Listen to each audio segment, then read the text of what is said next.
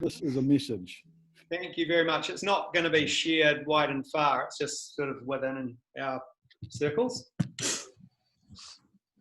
Famous last words. The Anglican Church is a pretty big circle, though, Spanky, just to clarify. Yeah, I know. That's between the 90 million Anglicans. And we'll try and keep to that time set of 4:15. Yep. That'll be good. And hey, anyone else, just chip in. I sort of asked Spanky to do a little bit of a, not a presentation, but share a bit on young adults, cultural context, because of us at Riccarton, just part of the area. And then it would be really good to hear a wee bit of the story on Vocatio, because that sort of feeds into that cultural context for young adults. And then just have a time. We have these set questions as well, but some of these don't apply to you, of course. So if we could just have 15 minutes at the end to sort of pose some of those questions, or any other questions anyone has. Does that sound good? That's good by me, anyway. Great. And so this is being recorded, so welcome to anyone that is listening, and this is in the context of us, our prayer and discernment for the property at 200 Riccarton Road. Cool. Well, shall I just go for it? Yeah. Yep. Yeah. Well, how about are you all right? I'm just going to say a brief prayer, mainly for me, not for you guys. Mainly for me. And then we can get started, if that's all right. So, loving God, we thank you for this day, but we really do thank you for the community of St. Jim's, and we thank you for this 200 Riccarton Road space and what you have in mind for it. So, ask that you would be with this community in their dreamings, in their schemings, in their listening, as they attempt to hear what you might be leading them towards, and be with us over the coming brief period, just as I share a bit about young adults, if that is something that fits into the picture, that it might be something that somehow sparks things. In Jesus' name, amen. Amen. Cool. So I'll give you just a little bit of kind of some basic ideas around like young adults and what is a young adult and why might there be a focus on them. And I've worked for about 10 years as the young adults ministry developer for the diocese, which meant I could get away with all sorts of interesting experiments because no one's too sure what that has meant.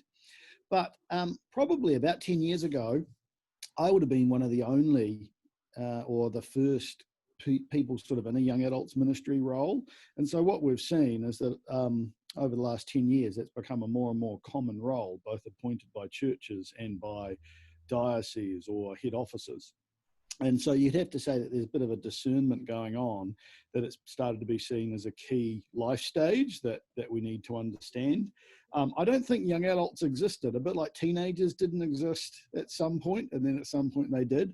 I don't think young adulthood existed as a clear concept as much as it does now, some decades ago.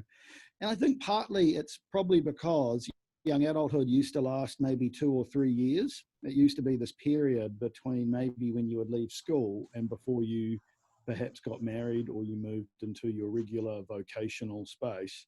And it might have only been a 2 or 3 year period. But what we've seen is that there is a period between maybe being 17 and 25, and it might even move up to 30, where people are still living they're still finding their way. I think that would be one way of putting it. So they haven't put down deep roots anywhere, and so they still might be finding their way relationally or vocationally. Another way, I remember someone once said, it's a little more nuanced than this, but that young adults are sort of at that stage where they're not obsessed with property and procreation. So there's often this kind of point back where they're not looking to put their roots down. But I think one of the best ways is to talk about it as people who are still sort of finding their way, and that we've seen that that's lasting longer and longer, that there's a real sense of that being protracted. So why is young adulthood important? Firstly, it does seem to be that after youth group, it's one of the big drop-off points where the church is losing people that it did have. And that transition. So anytime that there's a transition in your life,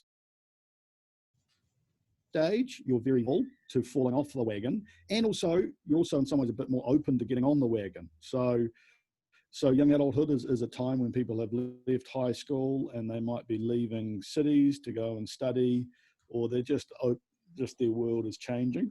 But the other thing, I remember Justin Duckworth, who's the bishop in Wellington, said, in reality, what did he say to me?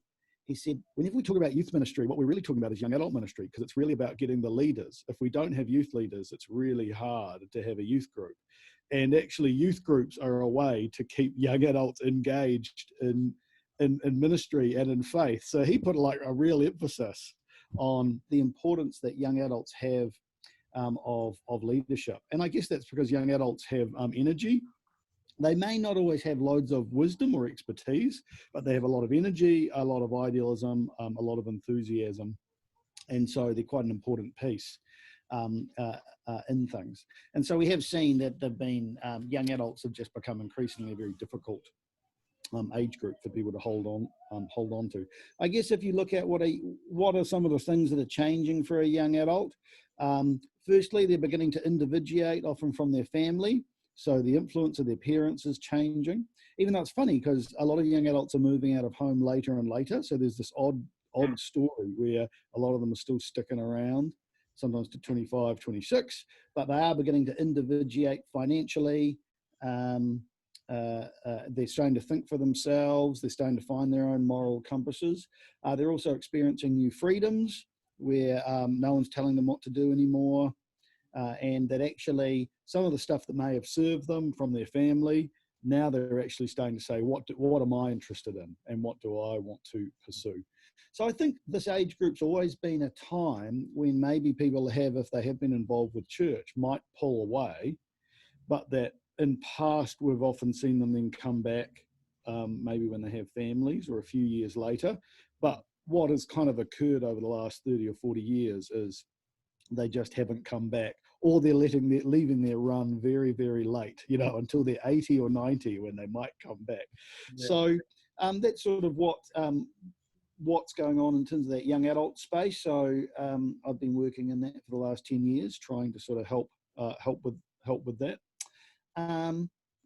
Yeah, I'm trying to think what else. I mean, does anyone have any questions or any thoughts in that? It's very hard to define. And more and more young adulthood is thought of as something called emerging young adulthood, that it's this messy period that goes from 18 to 25 when your frontal lobe is developing, when you're still working out all sorts of things in that mix. And yeah. And do you work mainly with university students? And do you see a difference in some of the perceptions and some of the characteristics compared to, say, kids who are in this age group, but maybe not away from home and living at university? Yeah, let me try to think. So you mean the difference between people who might be away from home, say living in a hall, studying, versus people who are still at home?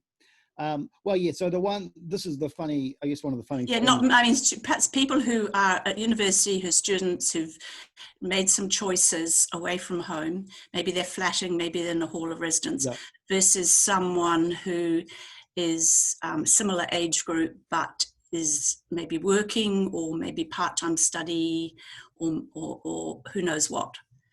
So I'm just asking, are you seeing a difference? Yeah, so I mean, there are, well, I guess, I don't know I can answer your question in terms of the difference between, I guess a lot of the people I work with are either students or have been. Okay. So they're educated New Zealand kind of middle class folk. You do see a big difference between what people are like who are studying, and then that life stage of when so there's kind of three classic categories, of sort of 18 to 21, sort of 22 to 24, and then 25 up to 29. And you see that sort of some differences in terms of how they operate. And often in my mind, I'm like, well, you're not that different in age, but it's funny, if you put a 21-year-old next to a 24-year-old, the 24-year-olds just complain so much about having to put up with these kids. So so it's quite but there are interesting dynamics in that. I think one of the things that's gone on that's been odd is how lonely young adults are. So they're one of the loneliest age groups. And you see that on campus. There's a lot of international students are just desperately trying to make friends and trying to work out how to meet a New Zealander. And that New Zealanders are, they tend to be sitting in the library with their earbuds in, a lot of mental health concerns in that space. And so I'd say there's sort of an irony with young adults that they are often lonely, but also have a kind of social phobia. And it's a really difficult situation to be in. So they'd love to make friends, but in one sense, they've lost some of the soft skills and some of the courage that's required to endure some difficult spaces. And so that's kind of one of the classic things around people who work with young adults is that they do tend to be notoriously flaky. I mean, that's true. So they've got loads of options. And so they're often playing the field and they're looking to see what, I remember one guy, I was trying to get him to do a silent retreat, which he said he wanted to do.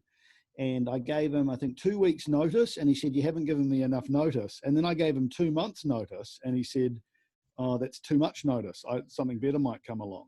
Mm. And so I thought that was kind of an interesting thing, that you're looking at people who are often, they have fear of missing out and are looking at all their options, but are often bound in their bedrooms. So that death of that student at the university, that actually speaks to not as much a mental health issue, but more a way that people are doing life that's quite odd and quite surprising in terms of socialization. But yeah, those are some of the challenges in terms of like young adult ministry and how do you engage in that stuff. I think in terms of church stuff, I think one of the there's also I remember my friend Alistair McKenzie will be about 70, and he said he hasn't seen this level of discontent with church amongst young people than since the 60s with Woodstock. He said sort of around then there was huge discontent around the status quo, and he says there's a real sense of discontent. Look, it's particularly with young people, but he would say across the board, across all generations, you're seeing a real nagging discontent with the way the church operates and how things are done. And we're seeing that with young people. What are some of the drivers of that? One of them is, I think there's a real cynicism around what institutions can achieve for young people, I think. So particularly if you look at more mainline institutional churches, whether it's Methodist or Catholic or Anglican, firstly, they've been in business long enough to have done some rough things. So they're sort of often seen as there's an ethical issue going on, but also they're just seen as too slow moving and boring, that they're not at the coalface of things. So there's a lack of patience, I think, with some of that stuff. And I think we are seeing, I kind of think of it a little bit like a magnet, that in previous generations, the church was a magnet, that if you did nothing, you'd naturally be drawn into the life cycle of the church. And what we're seeing is it seems to be more a repulsive magnet, that if you do nothing, it will naturally push. Young people are feeling pushed away from it. So I'm surprised by how many conversations I have with people whom have been very involved in youth groups, had a passionate faith. It's all, in one sense you'd say this is all good. And then when they hit 24, 25, when they stop being a youth leader, so it's whenever they stop in one sense having to front up and be something or play act or whatever, you start to see the wheels fall off of almost all of them, that there's a real reckoning. And I think they're under a lot of cultural pressure. And that Christianity is obviously not the flavor of the day. So there's a lot of, so at university, I would say that Christianity would be one of the few things, maybe other than Donald Trump now, where any lecturer can basically have a cheap shot at it.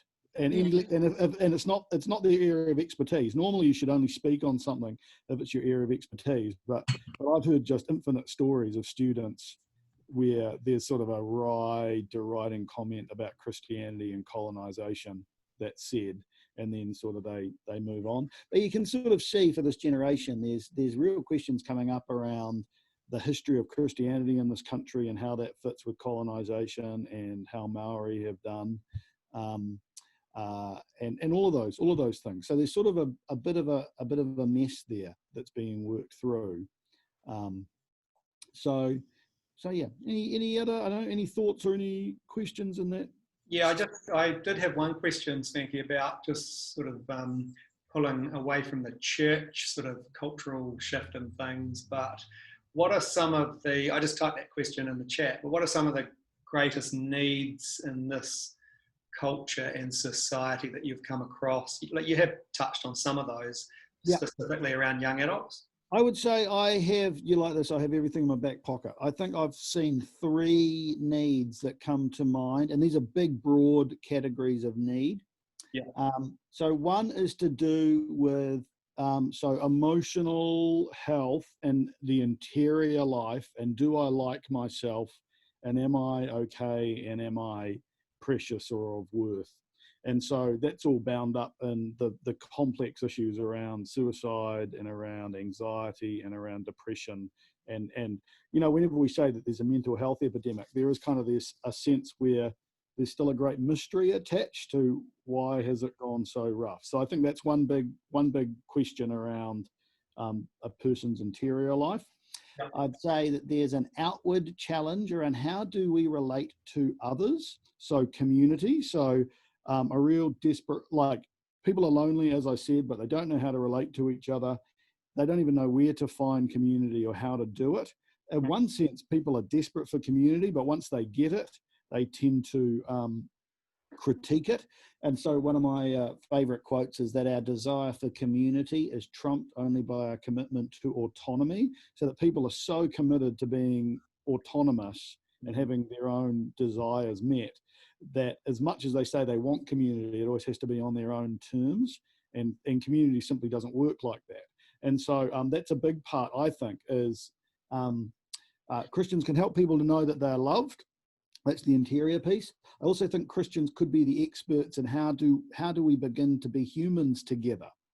Because so whenever I do a little workshop at the university on how to be a friend, how to do friendship, and you've never seen people writing so furiously the notes around I'm writing around how to be a friend, because they've never heard these very, very simple basic things before. Because in one sense at university we've made everything very complicated. So when someone just says, well, I thought a friend might be trustworthy, and I thought a friend might fight well with each other, and they're like, whoa, this is crazy stuff. So you can see there's this desire to learn how to relate with other humans and how to be in community well. And I personally think if the Western world doesn't work that out, it's going to go really pear-shaped. So, and the last one I'd say is a more upward dimension. People, a desire for, it's both to do with God and the divine. Is there meaning? Is there purpose? What should I be doing with my life? What is my calling? Those are really big questions for young adults as well. So I'd say those are the 3 areas of pain or need that I see when I kind of. So does that make sense? Interior, how do I relate to others in the world, and is there any purpose in life? Actually, though, Sam, actually, though, Spanky, when you were 24, and probably when I was, many of these things, the one about is there meaning or purpose, that's always been there. Yep. The one about being a friend, I think, is different. I think people knew. I think that was. I don't sense that was a biggie. The emotional life, I think that wasn't as strong. Probably the one was, is there meaning on purpose? Probably. Yeah, I think one of the interesting points that's come up is the way that thinking's moved on, like out of a thing sometimes called postmodernity. Yeah, it's kind of it's deconstructed whether meaning can exist. So you have a whole bunch of people who their heart's desire is that meaning could exist, but then when you tell them, well, here's what meaning might look like, they go, oh, that can't be true. And and you can see they kind of get themselves stuck where they're saying, give me some meaning. And then when you say, well, here's what meaning might look like, they kind of deconstruct it and critique it. And they almost get themselves stuck in a bit of a death spiral that they can't work out how to escape that spiral. Well, I think maybe in previous generations, either the tools were a bit different, so they could settle into meaning, or they just didn't think about it anymore. They had a way of sort of just going, let's not obsess over this anymore and just get on with life. But it's hard because we live in this age. We live in a globalized world right now that feels like it's chaotic, but that everything's connected and that there is very little hope. So there's sort of this despondency that's come over a younger generation about the ecology stuff. And certainly COVID and say the way that Trump and Boris Johnson operates has, I think, really put a lightning rod under some young people where they just feel like it's all going crazy. And that's an interesting one, because normally Christian hope would speak into that quite clearly and would say, no, but God's got this, and that it's, that the resurrection's here, and it's interesting to see that young people struggle to swallow that anymore. Hey, I've got my, because I know I'm going to run out of time, I thought I'd tell you the 4 things that I've thought that the church needs to embody. This is some of my unique work, guys. So jot this down, put a book out. 4 don't things. Don't steal your ideas, you mean? Oh, go for it. No, go for it. Steal away. Unless everyone loves them, and then I'll take you to court. The 4 things I've noticed that I think the church needs to sort of answer for younger people and for the next generation is 4 markers that and these aren't all very easy. But the first one is, I think that young adults or millennial and younger appear to me to be looking for churches that are institutionally ethical. So that would mean transparent, ethical in the way that they deal with money, ethical in the way they deal with people, the Me Too movement, ethical ecologically. It's true that there's quite a lot of virtue signaling in that, where it's around saying the right thing, but they're very, very sensitive to the question of whether an institution can be ethical, or whether it's, it's got lots of dirty secrets and secretly it's just about making money and, treating people badly. So I think churches have to somehow think through, what does it mean to be institutionally ethical? I think second one is that a church has to be socially viable for a young person. So I think they have to look at a church and a community and go, could I make a life here? And one of the issues, I think, for some churches is if they're full of too many, say, old people, a young person is saying, can I find romantic interest here, or at least a friend, or, and it's not that I think that they're going through the checklist. I think they just go, oh, this isn't viable. Like they go, oh, that was a lovely church. I enjoyed the service and the old people were lovely, but there was no one my age. And a part of you would say, why are you so obsessed with their people being your age there? And I think sitting underneath that is a viability question of, can I make now every young person will have a different threshold of what are they looking for viability.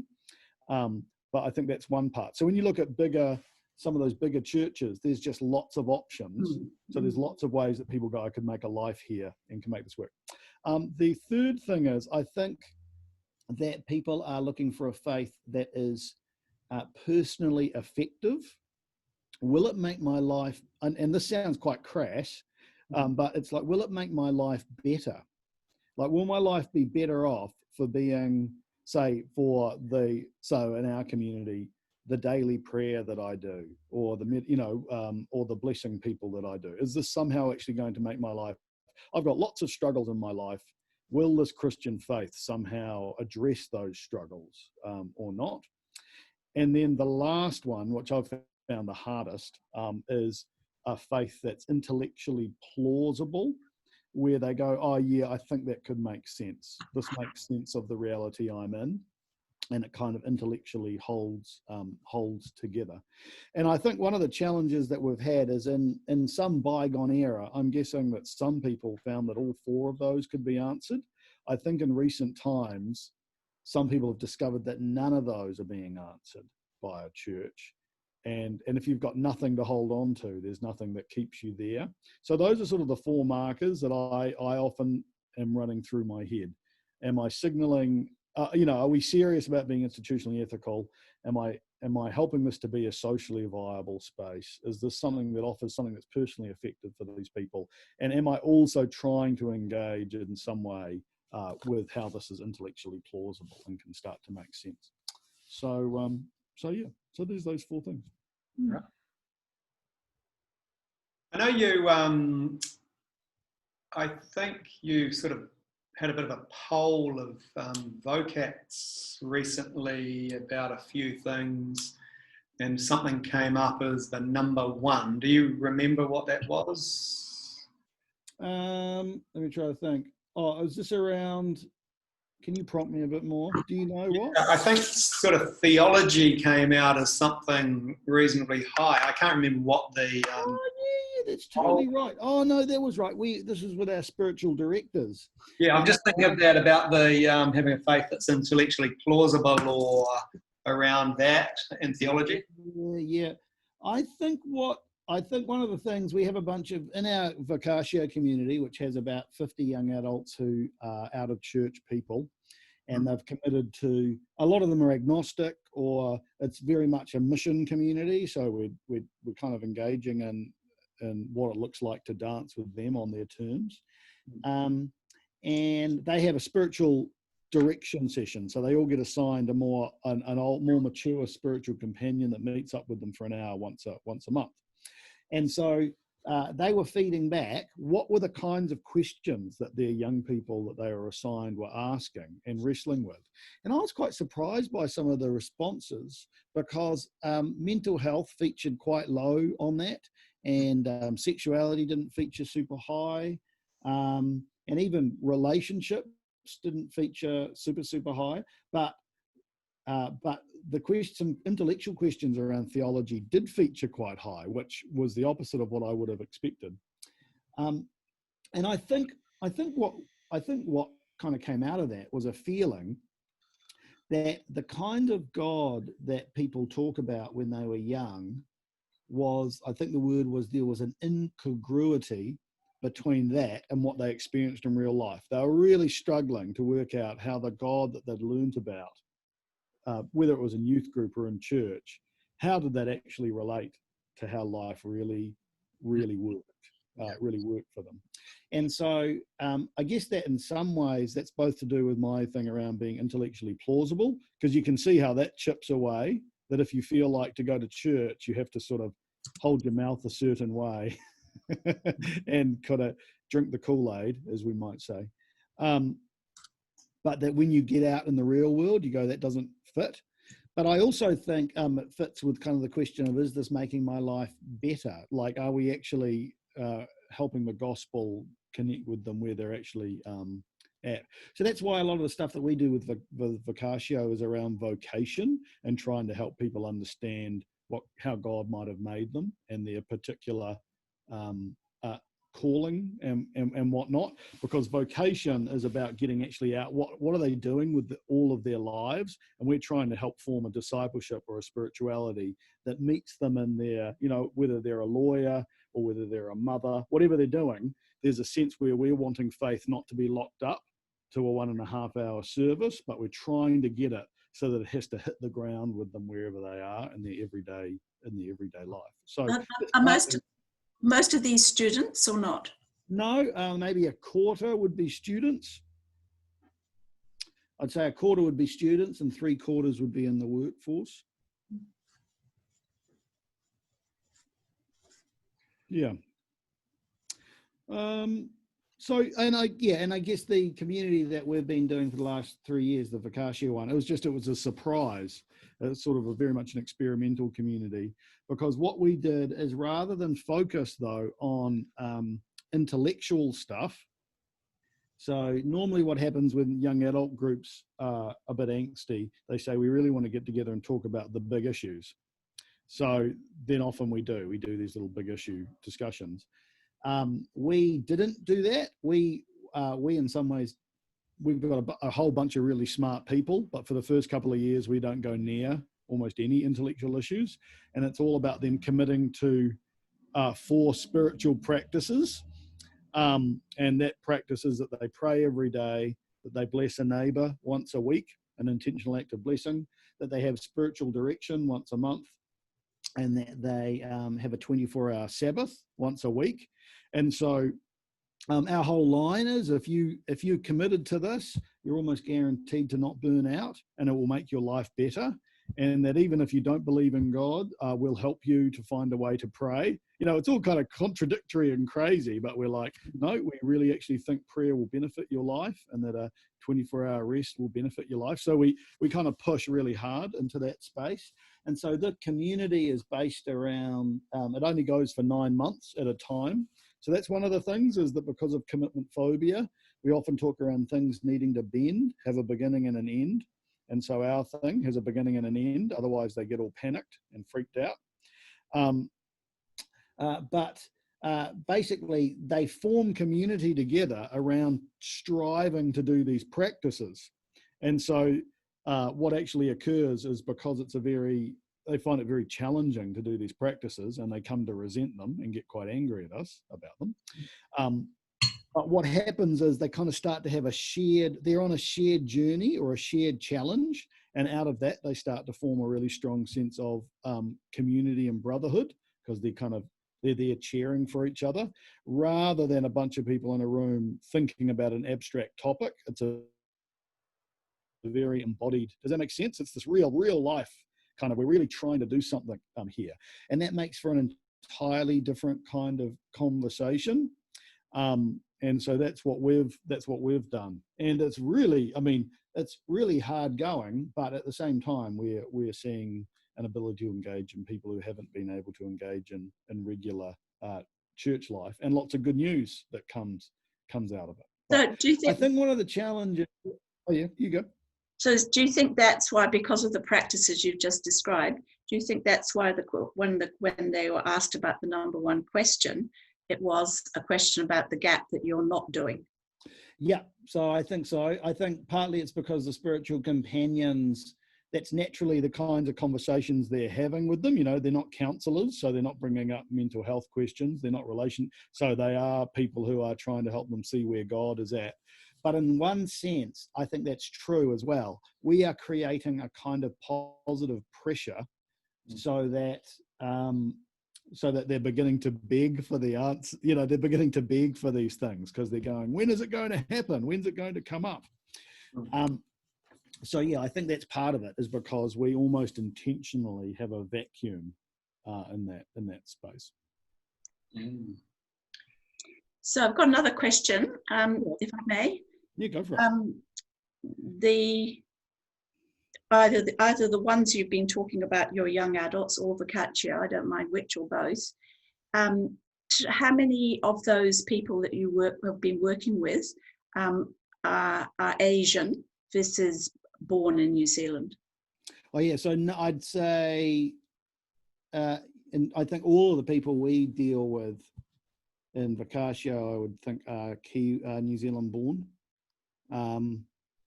And so on campus at the university, reaching people who are born in New Zealand, so I mean, you classically say white middle class, but of course they're not always white. There's a sense of New Zealand born people are so hard. It's one of the hardest things you could ever do. What you find is that lots and lots of the Christian groups on campus, student life, they almost always end up having a lot of interest from international folk. So whether it's Asian or Indian, Chinese or whatnot. So I have mainly worked with New Zealand born folk, and I think, and I've developed an appetite for working with very hard to work with people, because New Zealand born people are very hard to work with in that regard. But if you were just to go out and start to do things on campus, you almost invariably will find that you attract international folk much easier than you do New Zealand born. So your questions, your ones about emotional life, outward challenge, loneliness, all those things. Yeah. Do you see those apply equally to Asian students or international, whatever word we want to use.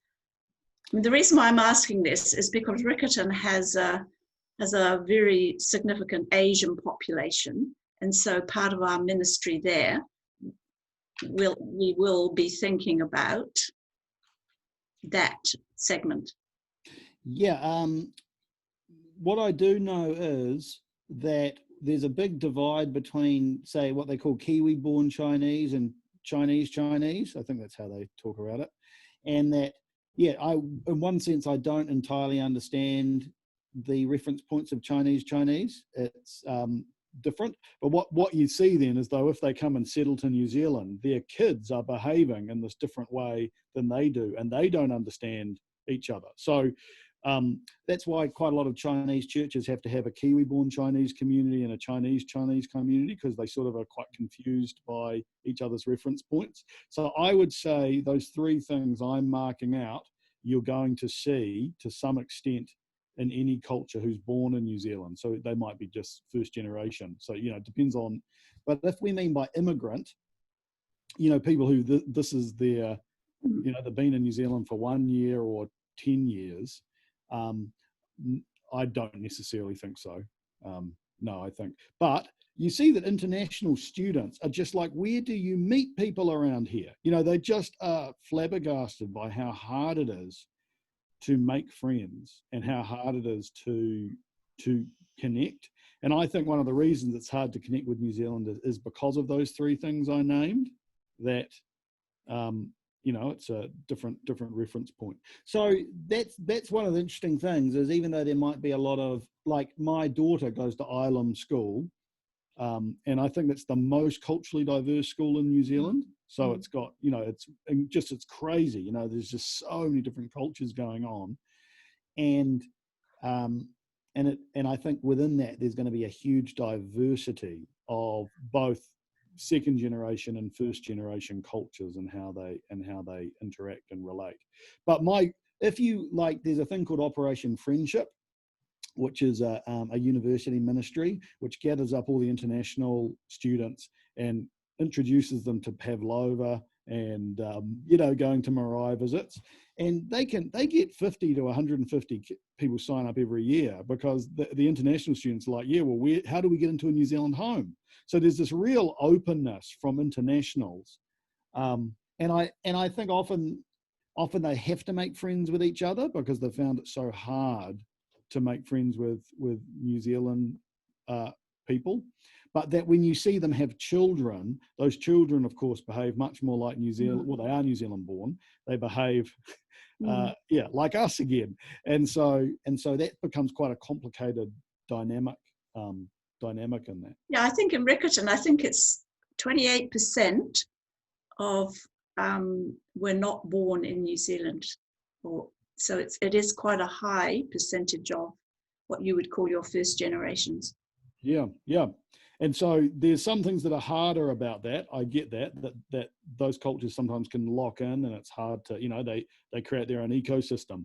But that's often for a reason. And that's because our ecosystem has been so difficult for them to penetrate. They've had to create their own. So and pretty keen to be friends. So our experience at Lincoln, or mine over the years, is exactly the same, that internationals are really open to friendship and connection and faith, but so different than Westerners, or whatever you call locals. So that's an interesting, I've had a few conversations with guys doing ministry who are Chinese, setting up youth groups and stuff in Chinese churches, and my head started to explode when he said, oh, the Kiwi Chinese kind of think Chinese are a bit backwards. You know, they're like, that's what they're trying to escape. They want to get away from the motherland, and they're like, oh, it's so embarrassing. While the Chinese think these Kiwi guys are sort of sold out, and you know, they're not the real. And you go, oh, it's just like every church I've ever been in. You know, where there's that dynamic that goes on. And I had no idea. I guess I just thought of a Chinese church as being a Chinese church, but it's a much more layered. And that's actually probably always been an immigrant story. Yep. isn't it? You know, I mean, Indian people, the second generation, want to make their own choice about marriage and don't want to have an arranged marriage back in India. Yeah, that's correct. Yeah. You know, it's probably always been as you assimilate, especially if you're going to stay there for a long time and not go back to where your family came from, not go back home. Yeah, that's quite right. Hey, what sort of people resources? I'm just picking up a couple of questions as we're getting near the end. But what sort of people resources did you require for your Vocatio startup? Well, I mean, in one sense, because of my work, there was a bit of a luxury that I had a flexible, you know, like both university and my diocesan work meant I had a lot of self-direction. So, you know, I was able to put energy in. But I think that's one part, is that you do need people whom, you know, when I'm looking for leaders for Vocatio, I'm looking for people who are faithful, so they're actually Christian. So that's the first part. Available, so they have some capacity to do the stuff. Compassionate, so that they actually, their heart breaks for this particular mission. So it's not just that they're available, but that they get where these people are coming from. And the last one is like people who are teachable, that in the end, they kind of have to get on board with what we're doing, at least for 1 year before they start telling, you know, suggesting how they do things. And so it's every year, it's hard we find enough leaders, but it's hard to find, you know, I have to work really hard up to the last moment to find enough spiritual companions and enough leaders to do it, because you need to have people who have the right fit. Otherwise, you know, 9 months is a very long time and it all kind of goes awry. So I think that's been one thing. The thing I have found, though, is that when you give people a job worth doing, they get quite excited. And I think sometimes some of our church jobs are, look, we're used to telling everyone that they're really important jobs because we've needed people to do them. And I'm not wanting to deride that. But I think sometimes people in their heart of hearts are like, look, cleaning the toilets are great, but the experience of actually doing work face to face with someone is so challenging for them. It makes them come alive. You know, like that. A lot of people actually want to experience being challenged and leadership in that way. So I've loved seeing that with our leaders, the way that they're challenged and doing that. In terms of other stuff, we've needed resource. Of course, we need a place to meet. And so we intentionally haven't met in a church. We've met in a house. And that's partly because we didn't want to trigger all the institutional issues. Yeah. And the other part was we wanted it to feel like a warm, bubbly sort of house party where, you know, you have about 25 people crammed in. It kind of has a particular feel that having 25 people sitting in a hall that can seat 150 often has a different vibe. So we were going for a bit of a different vibe in that. I think other resources we've needed, our people pay a contribution, but you still need a cost center. So you need quite a lot of credit. You know, you need a great big credit card and you need someone who's paying loads of invoices, because even though you're getting the money in, you have to have an interface to spend that money to keep up with what is, you know. So what do you charge each of them? What do they pay for this 9 months? So unwaged. It's difficult they are, isn't it? Yeah. So if you're unwaged or a student, you pay $15 a week. And if you're a worker, you pay $30 a week to do it. And that covers, like, that just sort of covers all of their food, and we go on 3 retreats with them. So it doesn't cover wages, but it does give you plenty to cover the resources. But, you know, in the end, our community will be taking in, say, 30 or 40K. And that's quite a lot of money when you, in the end, we're going to spend almost all of that on food and on things. So you have to have quite a good admin support, someone who's helping you make that happen. You know, that doesn't just happen from my own credit card. You have to have a system to make that work. But I think the last thing I'd say around young adults, which is difficult, and I think Vocatio has both proven something, but it also gets really complicated as you keep going year on year. Doing a church service is really appealing because it involves reaching maximum people for minimum effort. No, and that's why churches like it, is because we're just going to have to employ one person who does a sermon and they'll be up the front.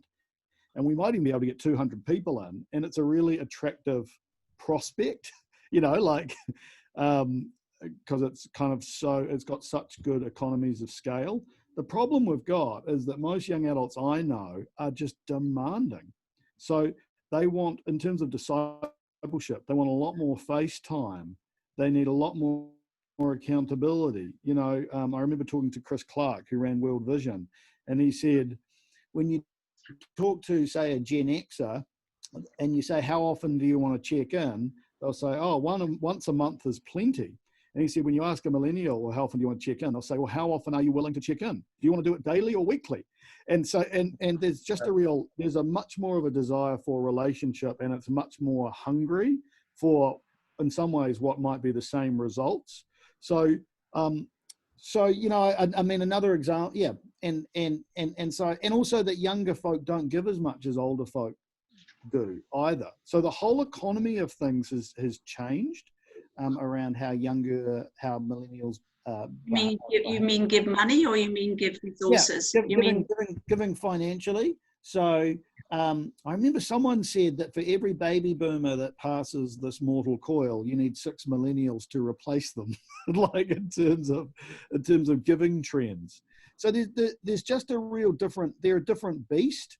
And there's lots of good things about it, and there's lots of things that aren't great, that we might criticize about it. But it's just how it is. And so partly you have to work out, how do you dance with this new generation? So Vocatio gives a crazy amount of hours to disciple these people. They get huge amounts compared to a regular church where you just turn up and sit and sing some songs and hear a sermon. The amount of time and energy these people get is ludicrous. But partly it's us trying to work out this. It's our mission, and we're saying, if this is what they require, then it's what they require, and we have to kind of meet them in that space. And I just think for a lot of people who have been used to regular church, that it's just a shocking change, how much a younger person needs to journey to be a follower of Jesus, and that just hearing a 20-minute sermon and singing some songs and going to a life group every other week isn't getting the job done for a whole lot of young people out there. They need a lot more personalized attention to be able to develop.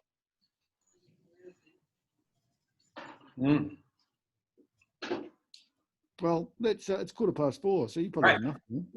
Thank you, Spanky. Oh, that's all good. Made all my notes. Yep, I've jotted down lots of notes as well. If we have any more questions, we'll flick anything through to you if we need to, if that's okay. No, that's all good. That's all good. Thanks for having me. Oh, thank you. And I want to say, really exciting, I think, what you're doing at 200 Riccarton Road, because I've seen that. I've walked around the house when it was first on the radar, and there was this real sense of, you could do something really cool here. There's something around those kind of home spaces that seem to speak to people's homelessness and their desire to have somewhere warm and safe to be in. So I think it's got, the questions you're asking are really fantastic. Yeah. Hey, Victoria, would you like to pray for Spanky and his family, or would you like me to do it? Pray? Yeah. Let's pray. Father God, we do thank you for this time that we've had. Thank you for all that Spanky has shared with us. And Lord, we do ask that you would bless him in all that you've called him to do.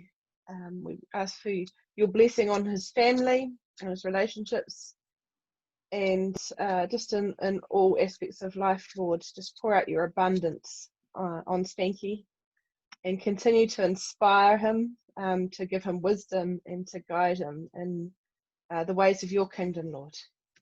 Amen. Amen. Amen. Hey, thank you very much. We really appreciate your time. Good. All right. Nice to see you guys. Thank you. See you again. Cheers, everybody. See ya.